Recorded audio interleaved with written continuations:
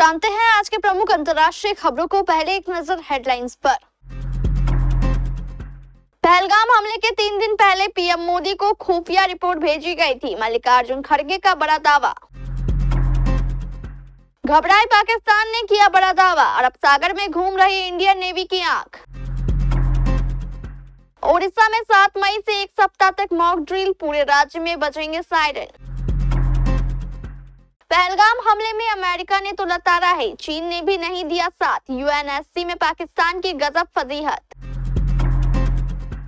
पहलगाम हमले में बड़ा खुलासा, कमांडो जैसी ट्रेनिंग लेकर आए थे आतंकी।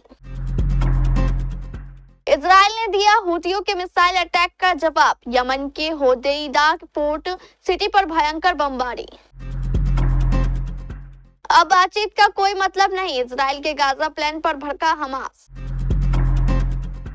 शादी विवाह के बीच सोने चांदी के भाव में फिर आया उछाल।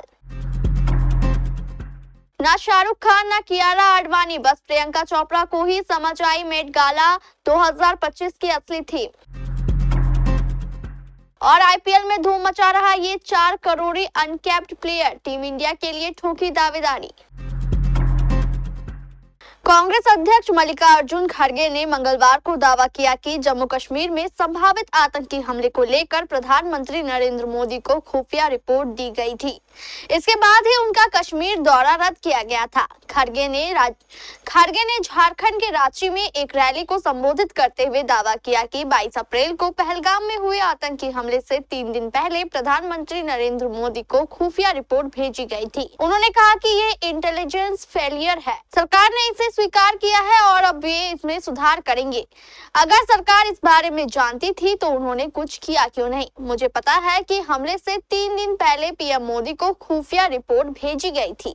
इसके बाद ही उनका कश्मीर दौरा रद्द किया गया। मैंने ये अखबार में पढ़ा है।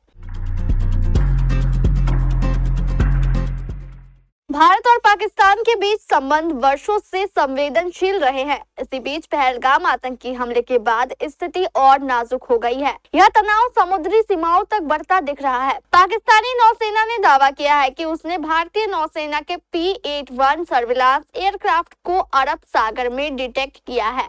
हालांकि स्पष्ट नहीं किया गया है कि यह विमान किस विशेष क्षेत्र में उड़ान भर रहा था। P-81 सर्विलांस विमान, जिसे नेत्र भी कहा जाता है, भारतीय नौसेना के लिए अत्यंत महत्वपूर्ण टोही और समुद्री निगरानी विमान है। यह दुश्मन की गतिविधियों पर गहराई से नजर रखने और पनडुब्बियों की पहचान करने में सक्षम है। P-81 पोसाइडन विमान बोइंग ने तैयार किया है। इसे खास तौर पर समुद्री युद्ध के लिए डिजाइन किया गया है। हाल ही में जम्मू कश्मीर के पहलगाम में हुए आतंकी हमले के बाद राष्ट्रीय सुरक्षा को लेकर सतर्कता बढ़ाती गई है। इसी कड़ी में भारत सरकार ने पूरे देश में बड़े पैमाने पर मॉक ड्रिल शुरू करने का निर्णय लिया है, जो 7 मई से प्रारंभ हो रही है।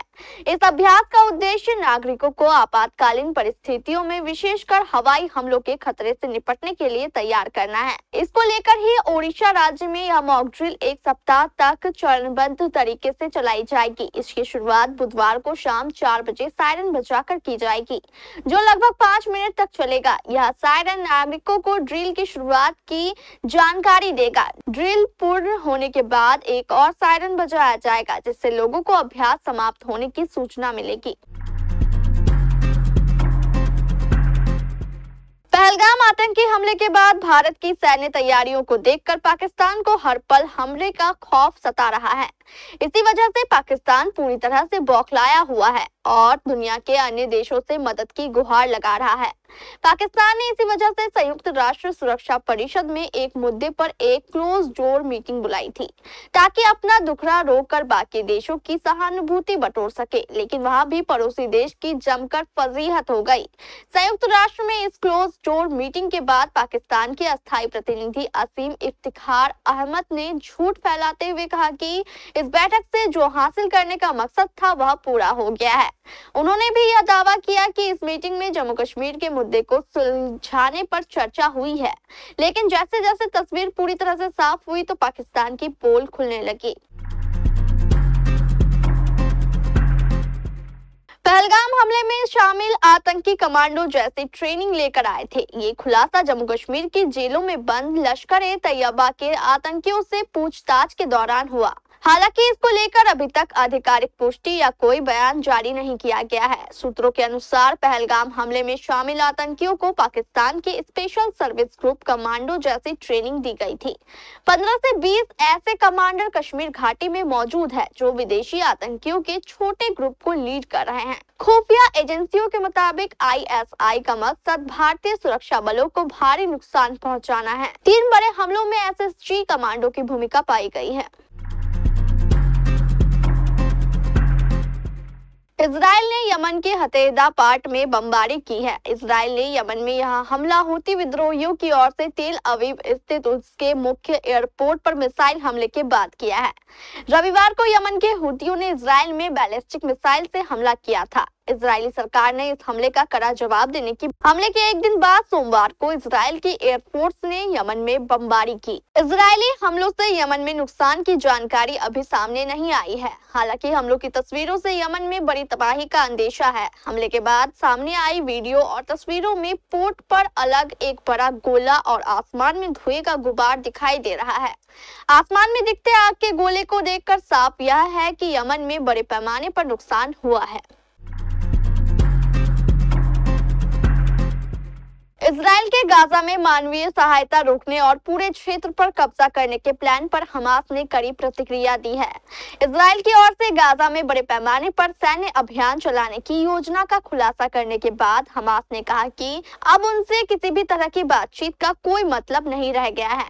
हमास का कहना है कि इजराइल की ओर से जिस तरह का रुख दिख रहा है उससे नहीं लगता कि हम उनके साथ युद्ध विराम या बंधक डील पर कोई बातचीत कर सकते हैं। फिलिस्तीनी गुट हमास के वरिष्ठ अधिकारी बसीम नईम ने BCC से कहा कि इजराइल की ओर से भूखमरी को युद्ध बनाने तक वे किसी नए प्रस्ताव पर बात नहीं करेंगे। इजराइल की ओर से गाजा के लोगों तक भोजन जैसी जरूरी चीजें पहुंचाने से रोका जा रहा है और पूरे क्षेत्र में कब्जे की योजना बनाई जा रही है। इसी पर हमास ने कहा कि इस तरह के प्लान के साथ बातचीत नहीं चल सकती। मई महीने का पहला हफ्ता सोने और चांदी की कीमतों के लिए शानदार हफ्ता बीता, लेकिन जैसे ही दूसरे हफ्ते की शुरुआत हुई एक बार फिर से कीमतों ने ग्राहकों के पसीने छुड़ा दिए। आज यानी मंगलवार को सोना और चांदी की कीमतों में जबरदस्त उछाल देखने को मिला। नतीजतन इन दिनों धातुओं की कीमत 1 लाख रुपए के पार हो चुका है। पाटलिपुत्र सराफा बाजार संघ के कीमत निर्धारण समिति के संयोजक मोहित गोयल के अनुसार आखिरी बार सोना 1 लाख रुपए प्रति 10 ग्राम अक्षय तृतीया के दिन बिक रहा था। उसके बाद से कीमतों में या तो गिरावट या स्थिरता देखने को मिल रही थी। एक्सपर्ट्स इस बात को लेकर अंदाजा लगा रहे थे कि अब सोने में गिरावट का दौर शुरू हो गया है, लेकिन सोना तो सोना है, इसका दाम अब बढ़ गया है।